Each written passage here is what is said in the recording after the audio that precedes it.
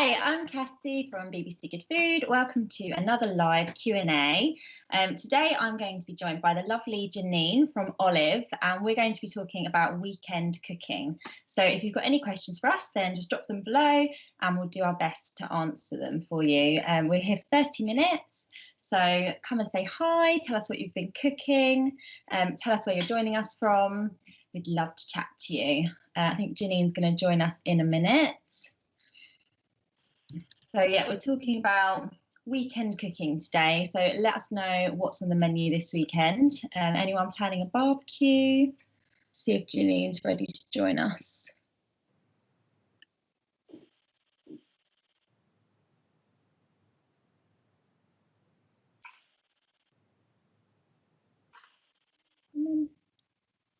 So we're here every day at 3 o'clock. So if you ever have any cooking questions for us, then pop along and say hi. Here she comes. Yeah.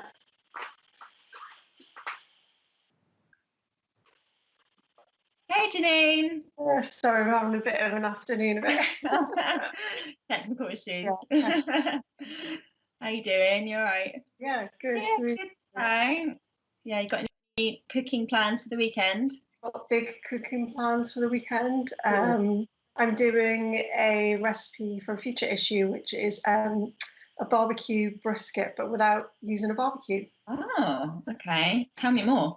I just thought people, not everyone's got a barbecue or outside space, but like I wanted to do like a really kind of typical American, like slow cooked glazed brisket that you could use in a sandwich or in like serving it with fries and coleslaw. So I thought I'd just work out a way of like cooking it in the oven, then glazing it, then kind of turning the heat up so you get exactly the same vibe and some of the flavors, but like not actually having to whack your barbecue out, and it's simpler as well. So that's what good. Plans. Yeah. What about you? Well, we've got barbecue on the menu as well. I don't know what I'm going to cook yet though. Actually, I need to start thinking. Yeah, I have to see what I've got in my freezer that I can turn into something nice. Yeah, I think we've got a couple of questions coming in already. So hold on. Oh, I'm doing a chili tonight with guacamole. What other accompaniments could I add to make it exciting? You're a bit of a chili queen, aren't you? Absolutely. One of my favorite things. One of the things I love doing. There's two things actually, both carb based. Is you can make a kind of like really cheesy scone with jalapenos and cheese in it. So like you get like a regular scone mix, any kind of plain scone mix, and then throw in loads of cheese and jalapenos and bake them, and that is absolutely gorgeous. And same vibe. We talked about cornbread the last time we were on, but again, yeah, we've both got great cornbread recipes online. You get a loaf tin, and it's I think it's like cornbread, plain flour, a bit of raisin agent, lots of cheese, jalapeno. Bake that, and then you can just slice it up and toast it. That sounds so good. Love that. What about you? Well, I love a nacho. I'd probably do some nachos to go along with it. Yeah, load them up. Loads of salsa, load them up with some guacamole, some nice cheese, bit of sour cream, some fresh chilies or some pickled chilies, coriander. Just like the more stuff you can get on there, the better. To just put a massive big spread out, isn't it? And just let everyone kind of dig in and have whatever they want. Yeah, absolutely. That sounds great. What else have we got coming through? The weekend is made for a full English breakfast as well as avocado toast. Yeah, what's your favourite kind of weekend breakfast? Definitely got to be egg based. Like normally during the week, especially in lockdown, like a normal weekday, if I was going to work, I wouldn't have a cooked breakfast. Like everyone else, I'll probably have a bit of toast running out the door, or like a little granola bar or something. But like during the week, we normally have sort of scrambled eggs or poached eggs. But weekends, I like to kind of throw a few extra things in there. So like again, like I said, or lady avocado toast with poached eggs, or I like to do like scrambled eggs and then add lots of avocado, chopped tomato, coriander, salsa, and kind of make a kind of Tex-Mex scramble. I think it's really nice. That's great. We always go in for pancakes at the weekend. Kids love pancakes. Yeah. don't they? Yeah. I kind of feel like it's a bit boring some weekends, but kids just love repetition, don't they? They just love what they know and can't get away from pancakes. Saturday morning tradition's really nice as well, isn't it? You're doing the same thing every week. That's really and it's the one thing of the week that I don't cook, so I guess we should stick to it. Yeah, my husband cooks pancakes. God, definitely stick to that. Yeah, but we do vary the toppings. You know, we have like whatever kind of fruit is in season made into a little compote or just some fresh berries. So we vary it with the toppings. Do you ever go say put kind of crispy bacon and maple syrup in it? Oh yeah, I love the crispy bacon. Yeah. I like the sweet and savoury, so I might do like a blueberry maple syrup, crispy bacon, maybe a bit of cream cheese as well, like between the layers. I love that. That's really nice. Yeah, love a pancake. Okay. Oh, how do I stop my pizza from sticking to the baking tray? What's that one? I didn't mean. How do I stop my pizza from sticking to the baking tray? Oh, okay. I've seen. You go first. I find the best way to cook a pizza in an oven is to start it in the pan on the hob. So that way you get a really nice crispy base, because I find otherwise in an oven you just can't get it hot enough to get the base really crispy. So I would make the dough, shape it into if you've got like a heavy skillet pan, that would be ideal, or just a frying pan that can go in the oven, and then give it a couple of minutes just on the hob to kind of toast the bottom and just get those air bubbles going, and then finish it under the grill or just in a super hot oven, and then it shouldn't stick. Well, that's great. I think I was just going to say Adam just did a recipe where he kind of shapes the dough on like a baking sheet on a butter. So you kind of shape it onto, and then you slide it onto a hot baking tray in the oven. I mean, obviously this is a bit more fiddly and slightly more chance of getting singed or something. Worth it for that crispy bottom. Definitely. Oh, what's your favourite recipe in the current issue of Good Food and Olive? Oh, well, I'm going to say, because we had this really mad. I have got the issue as well. Can I shout at my husband to bring it in? Go on. Matt, can you bring in that copy of Olive with the tiramisu on the cover? I can't wait to try the tiramisu. Yeah, it was the last. Shoot before lockdown, and we'd only actually planned to do 2 cover recipes, and we had 2 days. Doesn't know which one I mean, so he's brought all of them. So we'd only planned to do 2 recipes, and then we started thinking, we're not going to get to do another shoot, we're not going to get to do this. So I went out that night and went to the prop house, bought all the ingredients. I knew what we were going to do for this cover and made it at home. So this is my debut food styling. Did you shoot that at home? No, God no. I made it though. Oh. I found it, which, if anyone follows me on Instagram, I'm constantly taking the mick out of myself, because like my Instagram, you don't follow it for like beautiful plates of food, you follow it for indulgent, like, but I'm not a food stylist, but yet I did this. It looks gorgeous. So I'm just going to be really selfish and say this is the best.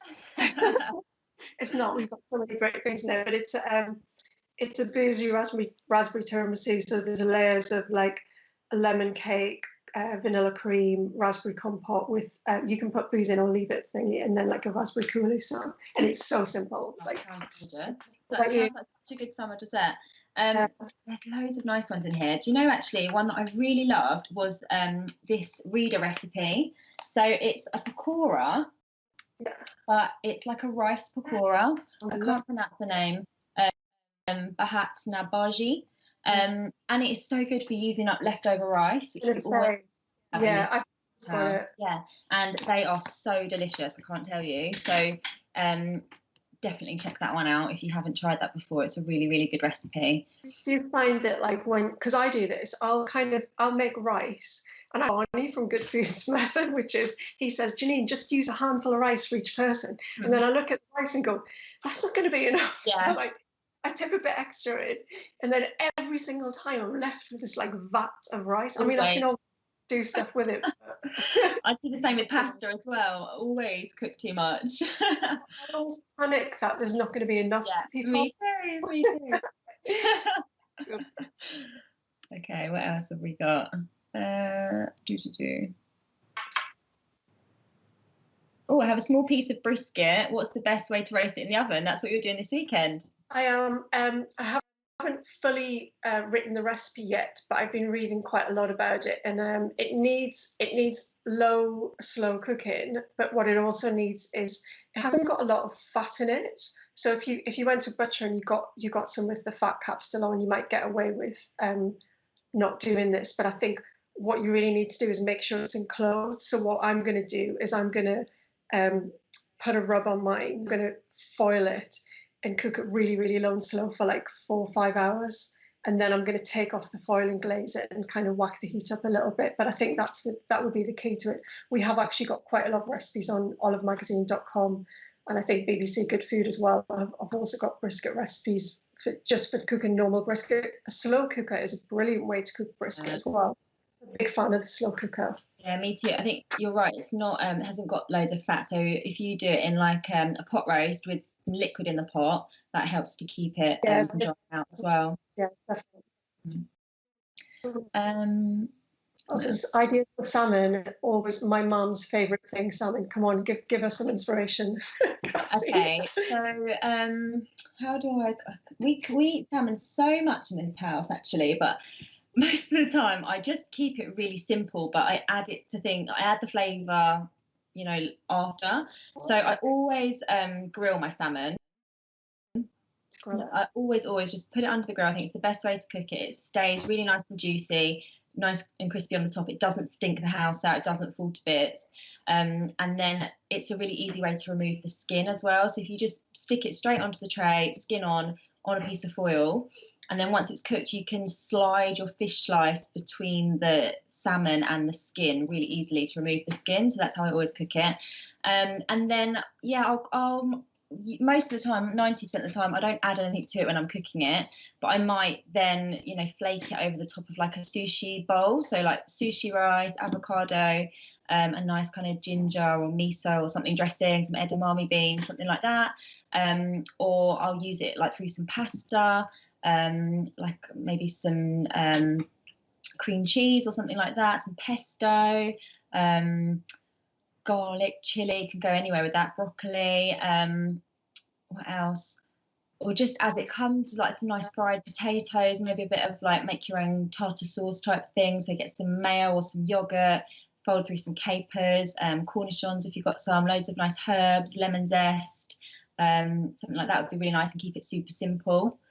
I think the nice thing about it is it's got that natural kind of fat in it anyway. So if you did want to like flavour it before, I think we've had really good successful recipes where you just toss it in like spices, so you could go for like Indian spicing and then grill it, and then the natural fat kind of comes out and melds with the spice. Yeah, it makes a kind of natural crust on it as well. So like the classic of just pesto and breadcrumbs on the top and then grilling that, and that I think it's such a forgiving fish. It's really quite hard to overcook it. Yeah. But as long as you like whack it under for about, it's like 5 to 7 minutes. Did you use that, didn't you? Yeah, I think that's usually really good. Cool. Yeah. Cool. Okay, what else have we got? I keep losing my train of. Here we go. Ideas for pasta salad. Oh, I love pasta salad actually. It's one of those things that really went out of fashion. I think because so many supermarkets were doing those big tubs of like, salad that was drenched in mayo and cheese, and everyone was like, this is not healthy. Oh, I can't stand that. Yeah. No, it's a bit grim. So, but as well, that's expensive, and like pasta is really quite a cheap thing. For 500 grams of pasta, you can pay supermarket own brand pasta, probably get it for a lot less. And that will give you tons of meals. But I like to keep it quite zingy. So I did one for a classic like pasta tuna salad, but I like the flavors you were talking about before. Loads of chopped red onion, tons of parsley and mint, and then some like flaked tuna or that kind of thing, and even like a bit of chili or tomato in there, and just give it a good toss. And I think the main thing about it is to slightly undercook the pasta when you're going to make pasta salad. Make a lot of dressing, and then let the pasta sit in the bowl for a while with what you're dressing it with, and then it kind of soaks up all of the flavour in as well.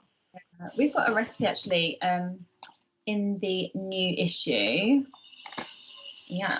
which is it's like a picnic in your garden feature. So it's a creamy bacon and tomato pasta salad. That's nice. And it's got crispy bacon in it, which is nice. It just adds a bit more texture, and you don't want it to go. That's the thing about undercooking it. Like the enemy of pasta salad's kind of mushy, a bit mush in there. So and I can't stand tuna mayo. That's quite a classic pasta salad. I can't do tuna mayo. So this is like a yogurt based, a bit of mustard, a bit of honey, tomato, spinach, and some basil and some bacon, and it's really delicious, nice and fresh. And it will stay in your fridge as well for like a couple of days. Once you've made a nice pasta salad, you can stash it in your fridge and it will do a couple of lunches. So it's a really handy thing to make. Well, this is a good technique-y one. How do you make aubergine slices crisp? I find they always become soft. No one likes it. It's interesting because I actually like aubergine when it's super soft. Me too. But if you want to get that crispy vibe to it, you're gonna have to coat it with something like breadcrumbs, or again like polenta, cornmeal, something like that. So what I would do in that case is I would slice the aubergines, salt. I would salt them because it actually starts the breaking down process, so they're not so tough. And then I'd really dry them out, and then I would do the kind of like flour in one bowl, egg in the next bowl, breadcrumbs in the next bowl, whether it's breadcrumbs or polenta or cornmeal, and do like flour, then egg, then bread, and then a bit of shallow oil in a pan, fry them until deep golden brown, and then you get super crisp on the outside, and by that time you should have like really lovely soft in the inside, but it'll be a nice contrast to that. That's a great alternative for chicken or pork if you're making a katsu curry. I love an aubergine katsu. Or even like in a wrap, if you made that and then you wrap with like like hummus and salad and stuff and a bit of hot sauce, that's really nice too for a veggie. Lovely. Someone's planning pizza tonight. I love pizza though. Yeah. I love that. I always thought, like, do people want to make their own pizzas? But the answer is yes. I think more and more people are making pizzas. Okay, I'd really appreciate some advice on how to stop my sponge cake rising too much in the middle. It looks like a mountain. Thanks. Sounds like it's got too much raising agent in it. Yeah. So just have a look at your recipe. If it's using self-raising flour and another raising agent, so additional baking powder or bicarb, it's going to be too much. Could it be that you use too small a tin? Yeah, definitely. So yeah, have a look at the tin size. When you put the batter into the tin, you only ever really want it 2/3 full, no more than that, because it obviously is going to rise. So you need some space for the rise. So yeah, they'd be the two biggest things I would think. What else we got? Someone's given us advice about how to make your own chili balls from tortilla. That is a really good technique actually, where you get a flour tortilla, and you brush it with oil, and then you can shape it over anything that's oven proof and put it in the oven until it gets nice and crisp. And then you take it off and turn it over, and you can serve your chili in it. It's really cute for kids as well. Yeah. Well, what's your favourite post-roast Sunday dessert? If I was out, I'm usually like, I do cook a lot of roast, but if I bothered to cook a roast, then it's rare that I'm going to make a pudding as well, because it's just out. There's only 2 of us, that's too much. But if I'm out in a pub having Sunday lunch, which is more likely, probably a sticky toffee pudding with ice cream. That is just the hot and cold, and the caramel is absolutely like, or something like creme brulee, only because I like to see how people have done it, and I think it's a good test of a cook is, can you make a good creme brulee? Yeah, I think you're right. If I'm out, I'd like to order something that I wouldn't necessarily take the time to cook at home. I love dessert. I've got such a sweet tooth, and sticky toffee pudding would get my vote as well, definitely.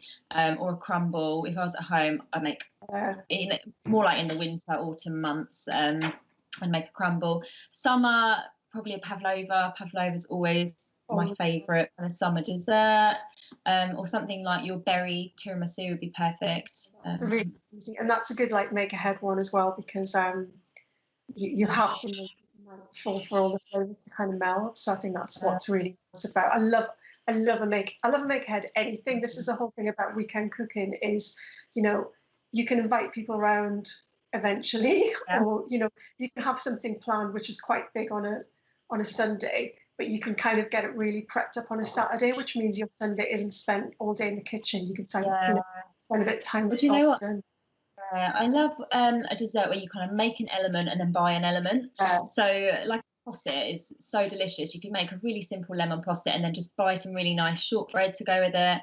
Yeah, or this week I've been testing a lot of ice cream and sorbet. So I made an elderflower sorbet, and you could just serve that with like a shot of gin over it or something. That would be really nice. So yeah, I'm with you on the make ahead. All right, let's see. Any advice on cooking steak? Lots. Okay. I would say my main things are your pan should be absolutely blisteringly hot. Like get it hot as you think, and then get it even hotter, and give it a good amount of time. Open all your windows. If you can do it on the pan, do it. Open all of your windows. Put your extractor fan on. Get ready, because the best way to do it is you want some heat there. And then with your steak, take it out of the fridge about half an hour at least, but maybe an hour before you're going to cook it, so it's the same temperature all the way through. And I like to oil the steak, not the pan, because it's less smoke. And then I like to really heavily season the steak before it goes in the pan. I know like different chefs have got different attitudes to it, but I think like loads of salt and pepper before it goes in, and you get this like crust when it hits the pan, into the pan. And then depending on the depth, I mean, it would be like for a sirloin, like depending on how you like it, 1 to 2 minutes aside. And then always resting, so like 5 minutes under loose foil, and then all those lovely juices that gather on the plate. When you plate up your steak with your chips, you can pour the juices on top as well. So that's my top tip. I always add a bit of pepper to the pan as well. Do you? Yeah. If I'm using a heavy pan, I would. If I'm using a griddle pan, when you've got because I quite like to get my big heavy griddle out as well. But yeah, definitely in a pan, because then you can throw in like a sprig of thyme or rosemary and butter and kind of like get it all. It's really nice. Delicious. Catching up with your chili bowls now. Hold on. Any ideas on a spicy, easy, quick meal? Ooh. I mean, I love a quick curry. I love all curries. I love a slow curry. I love quick curry. And I love spice, and chili is two of my favorite things. So I think something that's quick to cook. So I made a paneer curry last night. We've got a really nice recipe online, which is called Cheeks Butter Chicken Curry. And for years, like I'd done spice mixes and, complicated things. And this one night I was like, I'm just going to do something really simple. And this recipe uses curry paste, but you kind of add a couple of little things extra into it, and you get richness from using ground almonds and yogurt in the end to thicken it. But essentially it sort of takes about 20 minutes to put together, and it just tastes absolutely fab. So check that one out if you want online. That's really cool. I've got to say, if I'm making a curry midweek, I'll always use the curry paste. Like some of them are such good quality. You've got such a lovely blend of spices in there. I think they're one of the best convenience products you can buy for cooking, really. I don't think there's any need to make your own spice paste if you want a quick midweek curry. You bit of extra, bit of lemon when you just to the meat at the start. Perk it up with a bit of lemon, add fresh ginger at the end. It just gives it that little bit of zing. So completely agree. I love chili as well, and I love noodles. So mine would probably be like a really quick kind of cheats ramen. So I'd use a packet of instant ramen noodles, spicy variety, and then top them with whatever you've got hanging about in the fridge, really. So a nice boiled egg, a nice like a jammy kind of centre to it, some spring onions, some radishes, if you've got some beans, whatever kind of greens you've got, just fry those off and put them on top of your noodle bowl. Some crispy shallots if you've got something like that. Crispy chili in oil. Have you used this, Janine? Yeah. I am addicted to it. I can't stop using it. Chili heads, it's like kryptonite. Yeah, it's amazing, isn't it? So good. So yeah, if you love chili, try and track some down. I just got it online. The little ramen packets, I've got some in my cupboard now, because every time I see them in, like my little local supermarket or wherever, and there's a million different kinds, and they're all still pretty good. I mean, there's some like Adam, my deputy's got some brilliant ideas about the best ones to get brand wise, but for me it's like they're all pretty brilliant. Yeah. And the little flavor packets are like this like little umami bomb of I don't know what they put in there. I mean, I think it's probably got some like MSG and stuff in it as well, which is which we found out is fine now. But even that with a bit extra sesame oil, as you said, a bit of soy, and then any like sort of shredded veg from your fridge or something, is perfect. That's like my favourite go-to dinner if I'm on my own. Look forward to my husband going out and I'll just make myself that.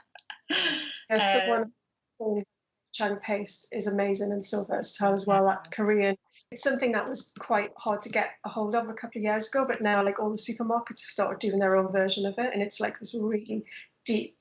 If anyone's not tried gochujang, it's Korean and it's like a deep red pepper paste, chili paste, with loads of kind of amazing Korean flavours in there. So that's definitely what umami. It's fermented.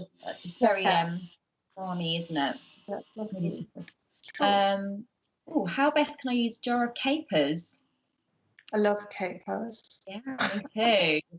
I love them crispy. I have to say, I've recently started really frying them until they get like super crisp. They kind of pop, don't they? Yeah, they flour. They're delicious. Just over some simple like white fish or pasta. Pasta with do like a puttanesca but with no anchovies in it, because I don't like anchovies. I know people love them, but they're not my bag. Just because chili, garlic, a little bit of tomato. You don't even have to use a tin of tomato. Just at the minute, chuck in some fresh cherry tomatoes, loads of olive oil and garlic, and then toss that through pasta. Yeah. Or like in a classic tartar, you can make your own tartar sauce with capers and gherkins and red onion or spring onion or shallot and mayonnaise, and just mix that through. That's another winner. Oh, we're running out of time. Okay, one more. What's the best way to cook asparagus? Oh, I know people. I think I've always cooked it in a flat pan, like a big pan, so you can get the whole thing in. Because I know there's this whole fiddly thing you can do where you put the stalks in first, isn't there, and then let the steam.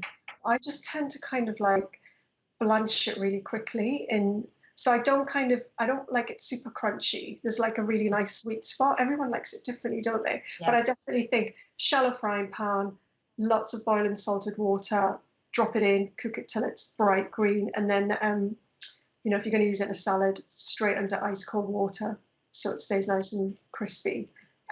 If you're not, then just tons of butter on top of it. Yeah. I like it when you get those like crispy ends, so I roast it quite often, or even put it on the barbecue. I really like it on the barbecue. Yeah, if you've got a griddle pan and you oil it and season it and then griddle it, that's really nice. Or if you've got quite like chunky asparagus spears, you can line them all up and then put like 2 skewers through them to hold them all together, like a raft, and then stick them on the barbecue like that so they don't fall through the bars. Oil it really well. That's a really nice way to cook them. We've come to the end of another chat, Janine. It's been so nice to see you. So just to let everyone know out there, we've got a new Facebook Good Food account called BBC Good Food Together. It's a really nice page to check out if you haven't seen it already. Lots of people are sharing what they've been cooking and sharing ideas. So check it out if you haven't seen it already. And if you're cooking our recipes, then make sure you hashtag them with Stay Safe, Get Cooking. And it's an Olive hashtag, and hashtag Olive Magazine. Yeah. So yeah, we're going to be back every day, 3 o'clock, someone from the cookery team. So please join us if you have any more questions next week. Really nice to see you, Janine. So lovely to see you, Cassie. See you soon. Bye.